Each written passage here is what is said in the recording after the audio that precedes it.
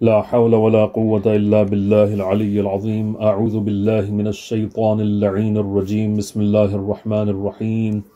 व बिही नस्तईन व हुवा खैरु नासिरिन व मुईन व सल्लल्लाहु अला मुहम्मदिन व आलिहि त्तय्यिबीन अत्ताहिरीन। अम्मा बअद। फ़क़द क़ाल अल्लाहु सुब्हानहु तबारक व तआला फ़ी किताबिहिल मजीद व फ़ुरक़ानिहिल हमीद व क़ौलिहिल हक़। बिस्मिल्लाहिर रहमानिर रहीम। अम्मल यतीमा फ़ला तक़हर। बिस्मिल्लाहिर रहमानिर रहीम। रब्बि इश्रह ली सदरी व यस्सिर ली अमरी वहलुल उक़दतम मिन लिसानी यफ़क़हू क़ौली। अज़ान मोहतरमा अहले बैत अलैहिमुस्सलाम के चाहने वालों, जिस आय करीमा की तिलावत का शरफ़ हासिल किया है मैंने, उसमें खुदावंद आलम यतीमों के सिलसिले में इरशाद फरमा रहा है, अम्मल यतीमा फ़ला तक़हर, यानी यतीम पर गैज़ व गज़ब का इजहार ना करो। आप ये गौर फरमा सकते हैं इस आयत से, और इसी की जैसी बहुत सी और आयतें भी कुरान मजीद में यतीमों के हुकूक़ के हवाले से मौजूद हैं। तो इसका इंतखाब मैंने इस वजह से किया है कि गुफ्तगू जो करना है मुख्तसरन, वो जनाब मुस्लिम के जो दो बेटे हैं जिनको तिफ़लान मुस्लिम के नाम से हम जानते हैं, उनके सिलसिले में बात करना है। तो हदीस में है कि जो शख्स यतीम पर रहम नहीं करता, रोज़े क़यामत उसकी जगह जहन्नम है। एक दूसरी हदीस में है कि जब कोई यतीम रोता है, नाला करता है, तो अर्श इलाही कांप जाता है। हकीकत यह है कि यतीम बच्चों के लिए बड़ी मुसीबत है। जिस तरह कोई दरख्त बग़ैर जड़ के ताज़ा नहीं रह सकता, उसी तरह यतीम होने के बाद बच्चों की शगुफ्तगी जाती रहती है। खुदा न करे कि बच्चे के सर से बाप का साया उठ जाए। आप जो है गौर फरमाएं कि आज हमारे इस्लामी मुआशरे में न जाने कितने ऐसे घर हैं कि जहाँ पर जो घर के सरपरस्त हैं उनका साया बच्चों के सर से उठ गया है, और उनकी निगहदारी करने वाला, उनकी देखभाल करने वाला कोई नहीं है। कोई भी नहीं है कि जो उनका ख्याल कर सके, कोई भी नहीं है कि जो उनके सर के ऊपर शफ़क़त और मोहब्बत का हाथ फेर सके। आज जो है वो दुनिया इतनी खुद गरज हो गई है, इतनी सेल्फिश हो गई है कि इंसान अपने मज़े को आगे रखता है और दूसरे की ज़रूरत को, हालांकि वो देख रहा होता है कि सामने वाले की ज़रूरत है, लेकिन वो अपने मज़े को दूसरे की ज़रूरत के ऊपर तरजीह देता है और उसके ऊपर वो खुश होता है। तो बहरहाल ये हम गौर फरमाएं कि इस्लाम ने इस चीज़ से हमको बहुत मना किया है, और हुकूक़ जो है ख़ास तौर से उनके ऊपर बहुत ज़्यादा तवज्जो देने के लिए हमसे कहा गया है। तो याद रखिए कि यतीम होकर बच्चे के तमाम जज्बात जो हैं वो मर जाते हैं और उसकी तमाम आरजुओं का खून हो जाता है। फिर दुनिया में कोई उसका नाज उठाने वाला और सच्चे दिल से प्यार करने वाला बाकी नहीं रहता।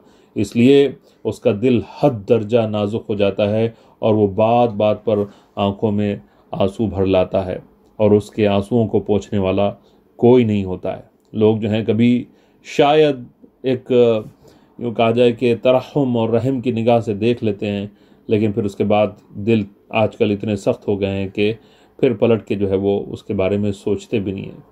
तो एक हदीस में है कि यतीम के सामने तुम अपनी औलाद का मुंह ना चूमो, तुम्हारे इस अमल से उसको अपना बाप याद आएगा और उसके दिल पर चोट लगेगी। तो अब इसी वजह से जो है वो कुरान यतीम परवर किताब है। खुदावंद आलम ने सदक़ात में ज़विल क़ुरबा के बाद, ज़विल क़ुरबा जो नज़दीकी रिश्तेदार हैं, उनके बाद हमेशा तकरीबन जहाँ भी माली हुकूक़ का ज़िक्र हुआ है, यतीमों का दर्जा रखा है। यानी इंसान को चाहिए कि अपने माल से राह खुदा में जो कुछ देना चाहता हो, सबसे पहले तो अपने रिश्तेदारों की हाजत बरारी करे, और उनसे जो बचे तो दूसरा नंबर यतीमों का है। पैगम्बर अकरम सल्लल्लाहु अलैहि वसल्लम की अगर आप ज़िंदगी के ऊपर निगाह उठा के देखें कि पैगम्बर अकरम सल्लल्लाहु अलैहि वसल्लम क्योंकि ख़ुद एक यतीम थे और इस वजह से भी यतीमों की मुश्किलों को बहुत बेहतर तरीके से समझते थे, और किस तरह से एक यतीम बच्चा उसको सब्र करना पड़ता है और सब्र आज़मा इम्तिहानों से गुजरना पड़ता है, उसका बहुत अच्छी तरह से दर्क रखते थे पैगम्बर अकरम, बहुत अच्छी तरह से समझते थे। तो इसी वजह से मनक़ूल है कि एक रोज़ जब हज़रत रसूल खुदा सल्लल्लाहु अलैहि वसल्लम कहीं तशरीफ़ लिए जा रहे थे कि एक तरफ से किसी बच्चे के रोने की आवाज़ आई। लोगों से पूछा ये किसका बच्चा है और क्यों रो रहा है? उन्होंने कहा ये एक बेवा का बच्चा है, फर्जंद है, किसी बात पर हट की है और इस पर उसकी माँ ने इसको मारा है। फरमाया उसकी माँ से जाकर कहो कि इस बच्चे को ना मारा कर, इसके रोने से मुझे अजियत होती है। अगर ये अपनी किसी आरजू का इजहार किया करे तो इसको मुझसे बयान कर दिया कर, मैं इसकी आरजू को जो है वो ख्वाहिश को पूरा करने की जिम्मेदारी लेता हूँ। और फिर उसके बाद जो है वो बहुत सी अहादीस, आयात का भी मैंने आपके सामने तस्करा कर दिया, बहुत सी अहादीस इस सिलसिले में जो है मिलती हैं कि जिसमें यतीमों के हुकूक़ को बहुत बयान किया गया है। और आपके सामने भी कुछ मैं अर्ज़ करना चाहता हूँ, आप गौर फरमाएं कि मरवी है कि एक अमीर और बहुत ही अमीर और कबीर जो है वो इंसान था, वो कहीं जा रहा था। उसने देखा कि एक बच्चा जो है यतीम है, उसके पैर में कांटा चुभा हुआ है और वो उसकी तकलीफ़ से बिलबिला कर रो रहा है। बहुत बेताब हुआ और वो बेताब होके उसके पास पहुंचा और कांटा उसके पैर से जो है निकाला और उस पर शफ़क़त का इजहार किया। वो बच्चा बहुत और ज़्यादा रोने लगा। उसने कहा, ऐ बेटा, मैंने तेरी तकलीफ़ को दूर किया है, न कि कोई ईज़ा पहुंचाई है कि तो इतना और फूट फूट के रो रहा है। उसने कहा कि मुझे इस वक्त अपने बाप की शफ़क़त और मोहब्बत याद आ गई। वो भी इसी तरह मेरे सर पर हाथ रख के शफ़क़त से प्यार किया करता था। ये सुनना था कि वो बुज़ुर्ग बेचैन हो गए और उसे छाती से लगाकर देर तक रोते रहे और प्यार करते रहे। चंद रोज़ के बाद उस नेक आदमी का इंतकाल हो गया तो उसके एक दोस्त ने ख्वाब में देखा कि वो बाग़ जन्नत में हूरान बहिश्ती के साथ जन्नती लिबास ज़ेब-ए-तन किए टहल रहा है। उसने पूछा, ऐ दोस्त, ये तो बता, तूने ऐसा कौन सा अमल किया था जिसकी बुनियाद पर ये आला मर्तबा मिला? उसने कहा, यह सिर्फ एक अमल खैर की जज़ा है। मैंने एक बार एक यतीम के पैर से कांटा निकाला था, उसी का ये सिला खुदावंद आलम ने मुझे दिया है। और फिर ये एक जो है वो आपके सामने मैंने रिवायत अर्ज़ की, हदीस पैगम्बर है कि जो भी अना व काफिलुल यतीम, पैगम्बर की हदीस है, मैं और जो यतीम बच्चे का ख्याल रखने वाला है वो इसी तरह से जन्नत में होंगे जिस तरह से ये 2 उंगलियां हैं। पैगम्बर अकरम ने अपनी 2 उंगलियों को जो है वो दिखाया, क्योंकि ये 2 उंगलियां हमेशा एक साथ रहती हैं, एक दूसरे से जुदा नहीं होती हैं। तो पैगम्बर अकरम ने बताया कि जो यतीमों का ख्याल रखता है वो जन्नत में पैगम्बर के साथ 2 उंगलियों के जैसे, जो कलमे शहादत की उंगली है और उसके बराबर की उंगली है, उसके जैसे जो है वो रहेगा। उसके बाद आइए मौला कायनात अमीरुल मोमिनीन अली इब्न अबी तालिब अलैहिस्सलाम की ज़िंदगी से भी एक वाक़या जो है वो अब मिलता है कि जनाब अमीर अलैहिस्सलाम इतने बड़े यतीम नवाज थे कि आप अपनी खिलाफत के ज़माने में ख़ुद यतीमों और बेवाओं के घर जा जाकर उनकी खिदमत अंजाम देते थे। आज हम ये तसव्वुर नहीं कर सकते, आज हम मुँह मोड़ लेते हैं, आज जो है हम देखते नहीं हैं, आज हम पलट के। लेकिन अमीरुल मोमिनीन जिनको हम अपना अमीर मानते हैं वो जाके, ना ये कि सिर्फ पैसे दे देना तो एक अलग चीज़ है, कभी कभी ऐसा होता है कि इंसान, लेकिन जाके किसी के घर में उसकी खिदमत करना ये बहुत बड़ी चीज़ होती है। लेकिन बाइन की, हालांकि अमीरुल मोमिनीन जो है वो अब वक्त के खलीफा थे और आप जान समझ सकते हैं कि कितना अमीरुल मोमिनीन सलाम को वक्त जो है वो दरकार होता होगा, इसके लिए चाहिए होता होगा, लेकिन उसके बावजूद भी वो जाते थे और इस तरह से यतीमों और बेवाओं की खिदमत फरमाया क्या करते थे। तो इमाम का ये एक मामूल था, ये एक तरीक़ा था कि नमाज मगरिबैन के बाद वो रोटियों और खुरमों की जो बोरी होती है उसको कंधे पर रख के बेवाओं और यतीमों के दरवाज़ों पर दस्तक देकर अपने आने से उनको आगाह करते। जब वो बेवा औरतें और यतीम बच्चे खाना लेने के लिए आते तो अपना मुंह फेर लेते ताकि वो देख के शर्म महसूस न करें। तो अब यही खिदमत इसी तरह से जो है वो अंजाम देते रहते थे। तमाम ज़माने खिलाफत इसी तरह की खिदमत में जो है वो गुजरा, अंजाम देते रहे और किसी को पता तक कि ना चला कि रात को खाना पहुंचाने वाला कौन है। अलबत्ता जब माह रमज़ान की 19वीं शब को हज़रत मस्जिद कोफा में ज़ख्मी हुए और दूसरी रात को उनके घर में खाना नहीं पहुंचा तो बहुत से यतीम बच्चे जो भूख से बिलबिला रहे थे अपनी माओं से दरियाफ्त करने लगे, पूछने लगे आज हमारा वो शफीक बाप क्यों नहीं आया जो हर रात हमारे लिए रोटियां और खुरमे लाया करता था। अगर कुछ पता मालूम हो तो बता दो, हम खुद जाके अपनी रोज़ी ले आएंगे। और अगर वो हमसे नाखुश हो गए हों तो उनसे अफ़्व तक़सीर कि हमको माफ़ कर दें, उसके जो है हम खासगार हैं। माँ कहती थी ऐ बच्चों, हमें खुदा के इस बरगुज़ीदा चुने हुए बंदे का कुछ पता नहीं है, नाम बताना तो दरकिनार, उसने तो आज तक अपनी सूरत भी नहीं दिखाई कि तुमको कुछ निशान और कुछ जो है निशानी बता सकें। अलगरज़ ये जवाब सुन के वो सब यतीम बच्चे बहुत ही ज़्यादा मलोल हुए और मायूस होके रह गए। और ये जो है ये अमीर मोहम्मद सलाम की अज़मत का आलम है। इसी तरह से और भी बहुत से वाक़यात जो है वो रिवायतें जो है बताती हैं कि मिलते हैं।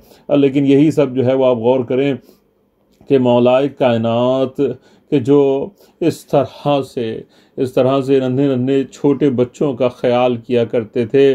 लेकिन आपने जो है ये सुना अमीरुल मोमिनीन सलाम की किस तरह से यतीम नवाजी थी, लेकिन हाय जो बुज़ुर्ग ऐसे यतीम परवर थे उनके ख़ानदान के यतीम बच्चों पर अशक़ियाए उम्मत ने वो जुल्म किए कि सुनने वालों के दिल कांप जाते हैं।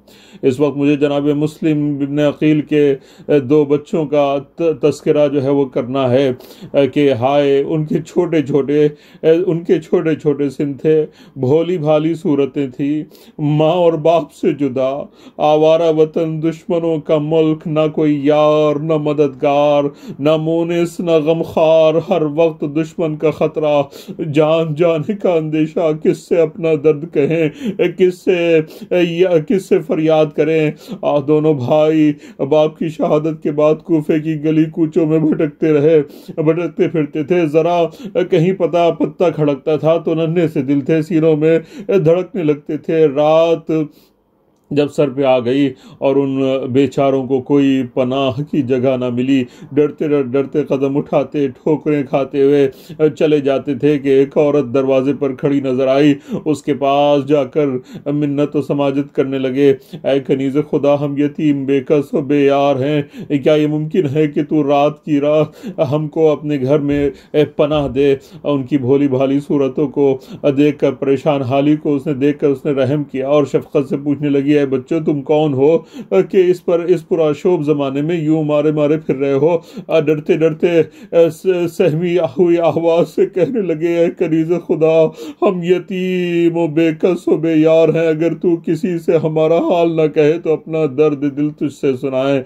उसने कहा, तुम डरो नहीं, जहां तक मुमकिन होगा तुमको हिफाजत से रखूंगी। जब ये शफकत देखी तो कहने लगे, ऐ मादरे मेहरबान, हम मुस्लिम इब्न अकील के फर्जंद है, हमारे बाप शहीद कर दिए गए, अब इस शहर में हमारा कोई दोस्त नहीं है कि उसके यहाँ जाकर पना ले। कूफे का चप्पा हमारा जानी दुश्मन है, कहाँ जाएं और किससे अपना हाल कहें। वो औरत मोहब्बत अहले बैत रखने वाली थी, मुहिब अहले बैत थी। जैसे ही ये सुना कि जनाब मुस्लिम के फर्जंद है, तड़प गई, दोनों को अपने सीने से लगाकर प्यार करने लगी और तसल्ली दे के कहने लगी, ऐ फर्जंदो, तुम घर में तशरीफ लाओ, ये घर तुम्हारा ही है, मैं तुमको अपनी आंखों पर जगह दूंगी।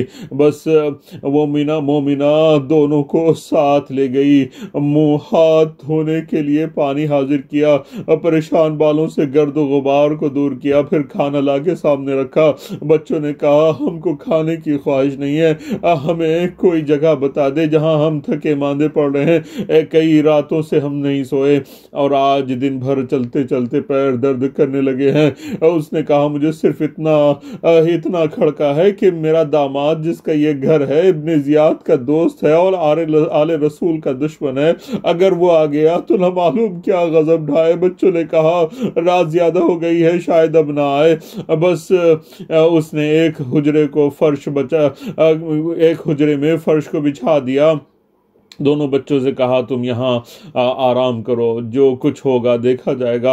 अब बच्चे थके हुए थे ही गले में बाहें डालकर सो गए। आधी रात गुजरने के बाद वो मलऊन जो उस घर का मालिक था आया और गुस्से में अपने हाथ हथियार इधर उधर फेंक कर सोने के लिए चला गया। बस ये रिवायत बताती है कि उस बूढ़ी औरत ने उससे खाने के लिए पूछा। उसने कहा मुझे भूख नहीं है, आज तमाम दिन मुस्लिम इब्न अकील के बच्चों की तलाश में घूमता रहा, लेकिन अफसोस कि वो मेरे हाथ न लगे और मैं इनाम से महरूम रह गया। अब वो कहने लगी है शख्स अब सो जा, रात ज़्यादा हो गई है। अलगरज वो गम और गुस्से में भरा हुआ लेट रहा। इधर ये नन्हे नन्हे बच्चे सो रहे हैं। पहले छोटे भाई की आंख ख्वाब से एक मर्तबा चौंकती है और इसके बाद फिर वो बड़े भाई को जगा कर कहता है कि मैंने इस वक्त बहुत ही हौलनाक ख्वाब देखा है। बाबा जान अभी यहाँ तशरीफ फरमा थे, मुझे अपने सीने से लगा कर कह रहे थे ऐ मेरे बच्चों घबराओ नहीं, अब तुम बहुत जल्द मेरे पास आने वाले हो। बड़े भाई ने कहा यही ख्वाब मैंने भी देखा है। अब बस दोनों भाई अपने बाप को याद करके रोने लगे। मोमिनीन, जब इनके रोने की आवाज उस मलून के कान में पहुंची है तो वो चौंका हुआ और एक मर्तबा आया और उस बूढ़ी औरत से पूछने लगा ये किसके रोने की आवाज़ है। उसने कहा कि पड़ोस में शायद कोई बच्चे होंगे जो रो रहे हैं, तो उसका क्यों तुम ख्याल करते हो। इस जवाब से उसको तसल्ली नहीं हुई। बस उसने जो है वो शमा को रोशन करके हुजरे के अंदर दाखिल हुआ। जो ही बच्चों ने उसको आता देखा सहम गए। उस मलून के पास जाकर पूछा तुम कौन हो। बच्चों ने नन्हे नन्हे हाथ जोड़कर कहा ऐ शख्स, अगर तू हम पर रहम करने का वादा करे तो हम तुझसे अपना हाल बयान करें। उसने वादे का बच्चों ने लरसती हुई कांपती ही आवाज़ में जो है वो ये कहा शख्स हम मुस्लिम इब्न अकील के बच्चे हैं, बेकस और गरीब उद्दयार हैं, तेरे घर में आकर पनाह ली है, उम्मीद है कि तू हमारी कमसिनी पर रहम करेगा। ये सुनते ही वो मलऊन मुस्कुराया और कहा सुभान अल्लाह, मैं तुम्हारी तलाश में कई रोज से मारा फिर रहा हूँ और तुम मेरे ही घर में छुपे हुए हो। ये कहकर दोनों के नर्म नाजुक बाजुओं को पकड़ा और बहुत जबरदस्ती खींचता हुआ एक मर्तबा उस हुजरे से बाहर लाया और बच्चों को एक सुतून से बांध दिया। और उसके बाद वो बच्चे खड़े रहे और वो मोमिना औरत जो है बेचारी रात भर पास बैठी रोती रही।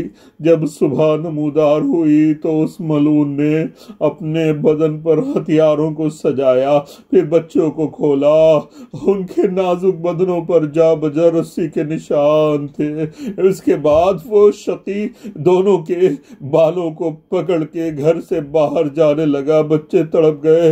उस ज़ईफ़ा ने रो रो के फरियाद की और बेताबाना बच्चों से लिपट कर कहने लगी मैं तो इस तरह बच्चों को इस घर से ना जाने दूंगी। और उस बज़बख़्त ने जरा सा भी आखिरत का ख्याल न किया।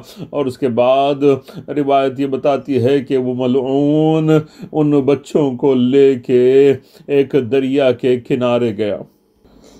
एक मर्तबा बच्चों ने पूछा कि ये बताए मलऊन कि तेरा इरादा क्या है। कहा कि मैं तुम लोगों के सरों को तन से जुदा करूंगा और फिर तुम्हारे सरों को हाकिम के पास ले जाऊंगा ताकि मुझे इनाम मिल सके। बच्चों ने कहा कि अगर तुमको इनाम की ख्वाहिश है तो हम तुमको अपने साथ लेके मदीने चलते हैं, वहाँ पर तुमको जो इनाम उस जालिम हाकिम से मिलना है वही इनाम हम तुमको अपने घर वालों से दिलवा देंगे।